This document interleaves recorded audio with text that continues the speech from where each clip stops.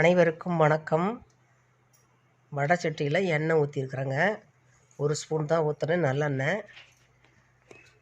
கொஞ்சமாக கடுகு போடணும். கடுகு பொரிஞ்ச உடனே கருவேப்பிலை போட்டுட்டு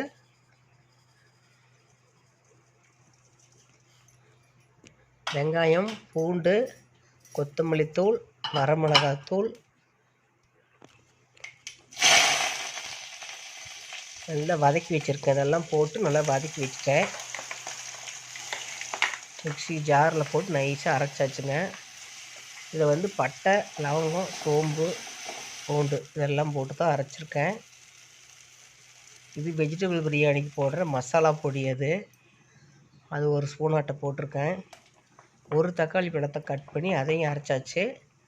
அதையும் போட்டு நல்லா கலக்கி விட்டுட்டு கொஞ்சம் மஞ்சத்தூள், கொஞ்சம் உப்பையும் போட்டு நல்லா கொதிக்க வைக்கணும். நல்லா கொதித்த உடனே 1 கப்பு நிறைய எடுத்து வச்சுட்டேங்க. நான் கொஞ்சத்துக்கு மட்டும் 2 முட்டையை உடச்சி ஊற்றிட்டேன். முட்டை குழம்புக்கு, ஆட்டுக்கால் குழம்புக்கும் இதே கிரேவி தாங்க. இதே சாந்தை தான் ஊற்றி ஆட்டுக்கால் குழம்பு வைக்கிறதுக்காக எடுத்து வச்சுருக்கேன். இது ஒருத்தருக்கு மட்டும் இந்த முட்டை குழம்பு, நான் சாப்பிட மாட்டேங்க.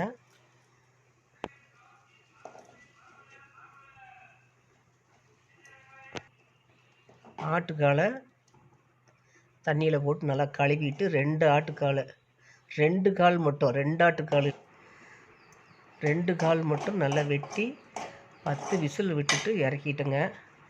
பார்த்தா வேகவே இல்லை.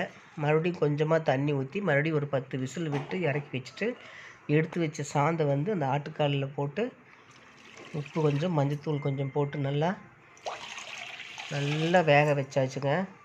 குழம்பு சூப்பராக இருந்துச்சு. இட்லிக்கு நல்லா இருந்தது, சாப்பாட்டுக்கும் அருமையாக இருந்துச்சுங்க. பாருங்கள், குழம்பு கொஞ்சமாக வச்சுருக்கேன் பாருங்கள். சாந்து கொஞ்சம் எடுத்து வச்சதுனால குழம்பு கொஞ்சமாக தான் வச்சுருக்கேன். என்னுடைய வீடியோ பார்க்குறீங்க, லைக் ஒன்று போடுங்க, சப்ஸ்கிரைப் பண்ணிவிட்டு பாருங்கள். பிளேட்டில் சாப்பாடை போட்டு ஆட்டுக்கால் குழம்பை ஊற்றிட்டுங்க. சூப்பராக இருந்துச்சுங்க. தேங்க்யூ.